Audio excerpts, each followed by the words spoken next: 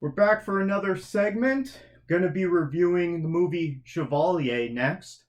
I went to go see this on the weekend, and there's a few things I can say about this in non spoilers. This did come out last year at the Toronto International Film Festival, and so it just came out in limited release here and in other parts of North America. In terms of non spoilers, just setting it up, it's 18th century France, pre the French Revolution, leading into it. Because you know that from the trailer, because Marie Antoinette is in it, and from the cast list. It's a black man trying to be accepted into French society. He's a very talented, brilliant violinist and musician. And it's a story of so this man trying to be part of high society in France and be treated as an equal, going all the way back to pre-French Revolution.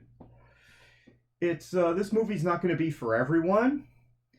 It's, if you're into classical music, it's got good music on it, great violin music, as well as other orchestra stuff, because they do whole like orchestra concerts, 30-piece orchestras, and there's operas in this, which is all in the trailer. It's not really action packed. It's a period piece. It's based on history, and it's essentially teaching us a history lesson, and it's teaching us lessons from that time period. That's what this is about. So that movie's not going to be for everyone. I don't normally enjoy a lot of awards movies. This one was all right though. I wouldn't say it blew me away, but it kept me intrigued the whole time. It was interesting. I'm not really a big fan of this time period usually when it comes to 18th or before 17th century kind of stuff. I don't enjoy those kind of period pieces that much. It's a very dirty, messy time period, lots of mud. If I had one complaint about this movie, that would be for the production values, because the production values are great, but when they show the streets and everything, it's too clean. I don't think Paris was that clean, especially when the people are starving and they're about to revolt in the French Revolution. I mean, it would be a lot dirtier than it was. They should have dirtied up the sets more. So I don't normally enjoy this, but this was interesting. It kept me entertained for the whole time. It's not something I don't think I'll ever watch this again. Even if I just went and saw it by myself. Christine went and saw something else that she's going to review later on. However, even if she wanted to go see it, I'm not going to go see it with her. It was interesting. It had some good messages in it. Rating, I'd give it a best movie ever, just barely. It wasn't bad. It was quite well made, and so as an awards movie, it was a lot better than a lot of the other awards movies that I've seen in the last 6 months or so. What do we got? The Fabelmans, Banshees of Inisherin, The Whale, The Sun. I didn't enjoy any of those movies, even though critics are going on about them, but I didn't enjoy any of them for various reasons. That's just me. If you have a different opinion, go ahead and let me know down in the comments below. So that's my thoughts for spoiler free on Chevalier. Do you have any thoughts on this? Have you checked it out? Are you going to? Let us know what your thoughts are on this movie down in the comments below, please. We might read it out on a future episode.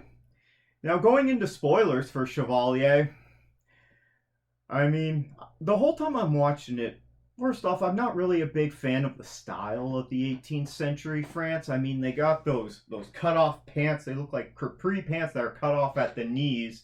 And then they got the white stockings and the heels that everyone's wearing, and those god-awful wigs.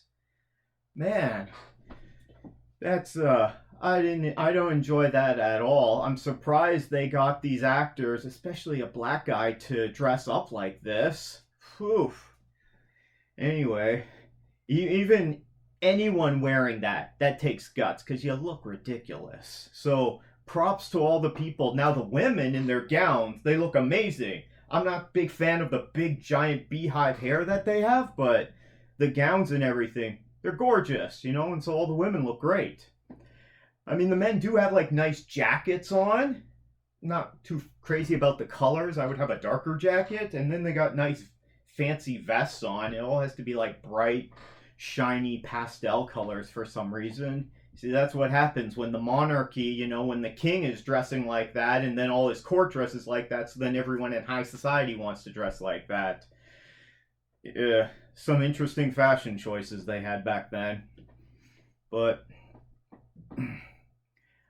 as I was saying, I enjoyed the characters. I'm not sure how much of this I actually believe, but this is essentially a story about, what's this man's name? Joseph. Let's see. Okay. So he's award the Chevalier is his title that he's awarding. It's a Chevalier de Marquis something. I don't know. I don't speak French. So Kevin Harrison Jr., who's great in this. He's the lead. He plays Joseph Bologna. Bologna, I believe, is French. And he's gifted with these amazing skills as a violinist and for music. So the whole point of this movie is he's trying to be a part of upper French society. Not so much in the court of the monarchy, but, in high society because he's so talented. I mean, the movie starts off with him, as they say, embarrassing Mozart at his own concert, which I don't know if I believe that. Also, if something like that is true, that's a real dick move. You don't go to someone else's show and then upstage them. Come on, why would you do that? The whole time I'm watching this, apart from thinking like, how did they get this guy to dress up like that? Because he looks so ridiculous. And I'm sure people made fun of him for it too, but props to him for having the guts to do that. I'm thinking, why would they make this movie now? Why would they make, because there's always a reason why they make a movie, so why would you make a movie about 18th century pre-French Revolution France, and about this black man, so he's half black, half white. His father's white, he's French, and his mother is black. I can't remember where they say they were, Haiti or Dominican Republic, one of the old French colonies in the Caribbean.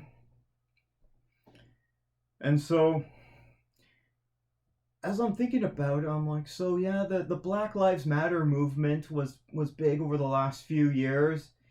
And so this movie has themes of fighting racism, but not just that, it's also about class conflict, because back in this time, you didn't just have the upper class and then the lower classes. I mean, you had like the upper class, then you have like, and then if you're part of the royalty's court, the king's court or queen's court, then you were even higher, and then you had the monarchy above that. So it's all about not just who has the money, but who has the most favor with the monarchy. And meanwhile, like 90 to 95% of their population is starving to death. Well, you're watching this and the decadence is just so ridiculous.